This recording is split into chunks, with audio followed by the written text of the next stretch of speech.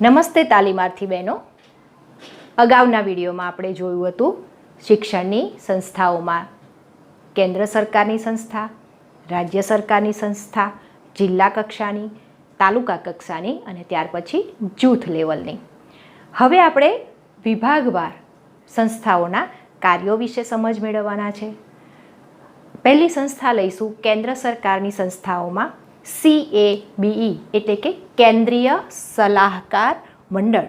CABE કેન્દ્રીય સલાહકાર મંડળ, central advisory board of education એ એનું આખું નામ કહેવાય. તમારે બંને રીતે યાદ રાખવાનું જેથી પરીક્ષામાં કોઈ પણ રીતે પૂછાય તો આપણને આવડવું જોઈએ. CABના કાર્યો પૂછાય એવી રીતે પણ પૂછી શકાય, કાં તો પછી કેન્દ્રીય સલાહકાર મંડળના કાર્યો લખો તો એનું ગુજરાતી નામ થયું એમ પણ પૂછી શકાય. આ સંસ્થાની સ્થાપના સૌથી પહેલાં 1920માં થઈ. ત્યાર પછી 1923માં એને નાબૂદ કરવામાં આવી અને ફરી કાર્તિક સમિતિની ભલામણથી 1935માં તેની પુનઃરચના કરવામાં આવી. આ સમિતિમાં દર 2 વર્ષે એટલે કે આ બોર્ડ દર 2 વર્ષે શિક્ષણના પ્રશ્નોની ચર્ચા કરવા માટે ભેગા થાય છે. કયા કયા પ્રશ્નો છે, શું સુધારણા લાવવાની છે તે હેતુસર દર 2 વર્ષે આ સમિતિ મળે છે. એના અધ્યક્ષ કોણ હોય? માનવ સંસાધન વિકાસના મંત્રી જે હોય તે આ બોર્ડના અધ્યક્ષ છે અને શિક્ષણ સેક્રેટરી જે હોય તે આ બોર્ડના મંત્રી પદે રહે છે. દરેક રાજ્યના શિક્ષણના પ્રધાનો, ત્યાર પછી ભારત સરકાર પોતે અને લોકસભાના જે સભ્યો છે આ બધા જ આ બોર્ડના સભ્યપદ તરીકે હોય છે. તો આ થઈ આ બોર્ડની પરિચયની વાત. હવે તમારે આ બોર્ડ શું કાર્ય કરે છે તે જોઈએ. સૌથી પહેલું કાર્ય છે શિક્ષણની સમસ્યાઓ હલ કરવી. શિક્ષણની અનેક સમસ્યાઓ ઊભી થતી હોય, આ શિક્ષણની સમસ્યાઓનું નિરાકરણ લાવવાનું, હલ કરવાનું કાર્ય એ CABE કરે છે. કેન્દ્ર અને રાજ્ય સરકારને શિક્ષણ અંગે માર્ગદર્શન આપવું. કયા સુધારા વધારા કરવા જેવા છે, શિક્ષણની ગુણવત્તા સુધારવા માટે હજુ શું કરી શકાય તેમ છે, આવા માર્ગદર્શક સૂચનો પણ CABE આપે છે. કોને? કેન્દ્ર અને રાજ્ય કક્ષાની સંસ્થાને. ત્યાર પછી છે શૈક્ષણિક માહિતીનું એકત્રીકરણ કરવું. જેટલા સુધારા થતા હોય એનું એકત્રીકરણ માહિતીનું કરવાનું કામ પણ CABE કરે છે, તો જ માર્ગદર્શન આપી શકે. એટલે નવા સુધારાને લગતી બધી જ બાબતો, માહિતી શિક્ષણને લગતી તેનું એકત્રીકરણ પણ કરે છે. ત્યાર પછી છે શિક્ષણ વિકાસ, વિસ્તરણ અને સુધારણા યોજનાઓનું સંયોજન. આ યોજનાઓ ઘણી માહિતી એકત્રિત કરી પણ એનું યોજનાઓ બનાવવાનું અને એનું સંયોજન કરવાનું તો જ સુધારણા લાવી શકાય ને શિક્ષણમાં. એટલે મુખ્ય હેતુ શું છે? શિક્ષણનો વિકાસ કરવો, ગુણવત્તા સુધારવી, વિસ્તરણ કરવું, વધારે શિક્ષણનો ફેલાવો થાય અને તેમાં સુધારણા પણ થવી જોઈએ. જેમ ટેકનોલોજી આગળ વધતી જાય, વિકાસ વધતો જાય તેમ શિક્ષણમાં પણ સુધારા જરૂરી બને છે. તે કાર્ય પણ CABE કરે છે. ત્યાર પછીનું કાર્ય છે ગત વર્ષની શૈક્ષણિક સિદ્ધિઓનું મૂલ્યાંકન. એ સૌથી અગત્યની બાબત.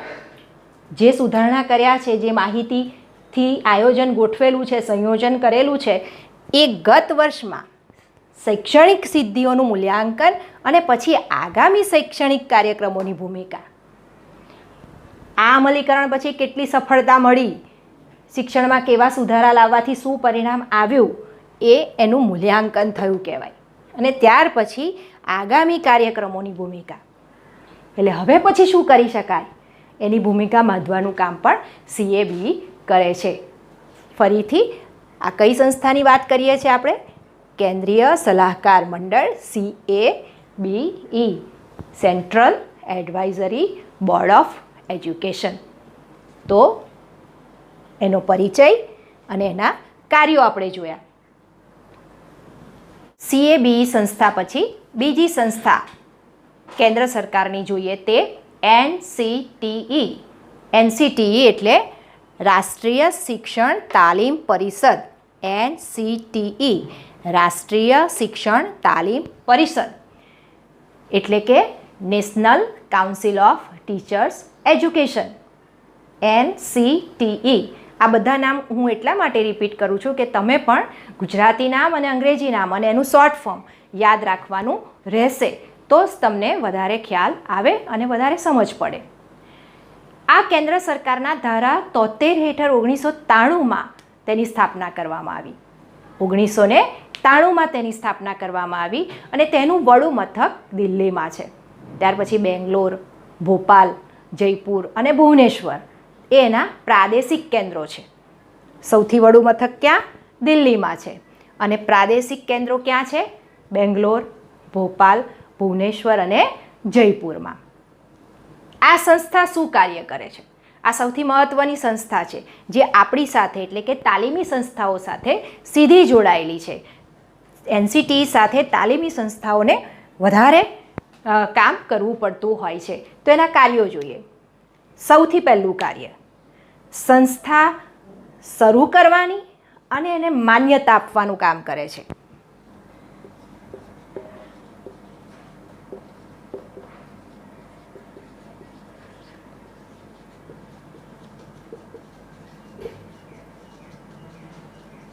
સંસ્થા શરૂ કરવાની અને માન્યતા આપવાનું કામ NCTEનું છે. આપણને ઈચ્છા થાય અને આપણે સંસ્થા શરૂ કરી દેવી છે એમ નહીં. NCTE એની સત્તામાં છે કે એ સંસ્થા શરૂ કરવાની મંજૂરી પણ આપી શકે અને માન્યતા જે સંસ્થાઓ છે તેને દર વર્ષે માન્યતા પ્રાપ્ત પણ કરવી પડે. માન્યતા માટેના નીતિ નિયમો પણ ઘડવાનું કામ NCTE કરે છે. નીતિ નિયમ ઘડવા,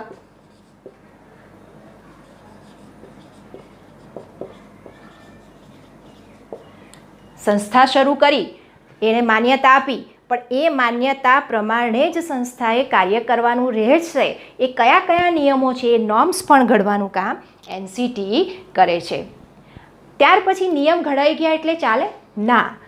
ત્રીજું કાર્ય છે નીતિ નિયમ પ્રમાણે, એટલે કે આ નીતિ નિયમ પ્રમાણે સંસ્થા કાર્ય કરે છે કે નહીં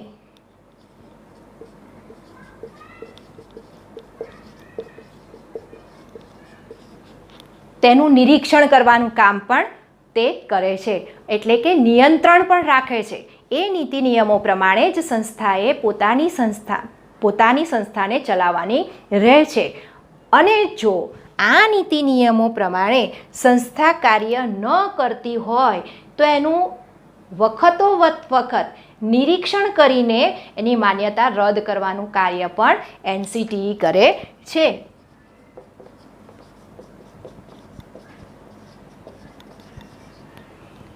એટલે કે તાલીમી સંસ્થાઓનું ગુણવત્તા સુધારણાનું કામ સૌથી મહત્ત્વનું NCTE પાસે છે. આ તાલીમી સંસ્થાઓના અભ્યાસક્રમને પણ ઘડવાનું કાર્ય કરે છે. અભ્યાસક્રમ ઘડવો,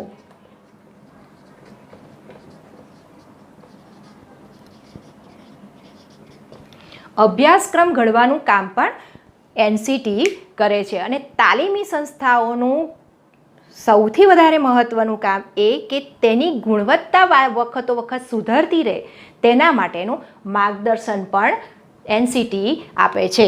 એટલે છેલ્લું કાર્ય એનું માર્ગદર્શનનું છે.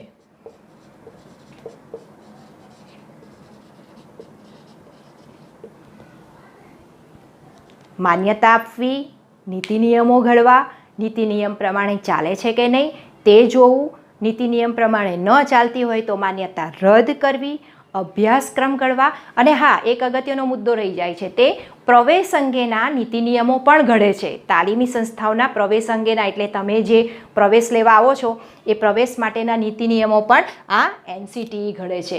એ નિયમ મુજબ જ તમને પ્રવેશ આપવામાં આવે છે. એટલે તમારી ટકાવારીની મર્યાદા, મેરિટની મર્યાદા, સીટોની ફાળવણી, અનામતની ફાળવણી, આવા નિયમો પણ, આ તમને સમજાય એટલા માટે બોલું છું, એ નિયમો પણ NCTE ઘડેલા છે. એ નોર્મ્સ મુજબ જ પ્રવેશ આપવાની કામગીરી પણ કરવામાં આવતી હોય છે. તો આજે આપણે બે સંસ્થા જોઈ, CABE અને બીજી NCTE. તો બંને સંસ્થાના કાર્યો તમારે લખવાના રહેશે.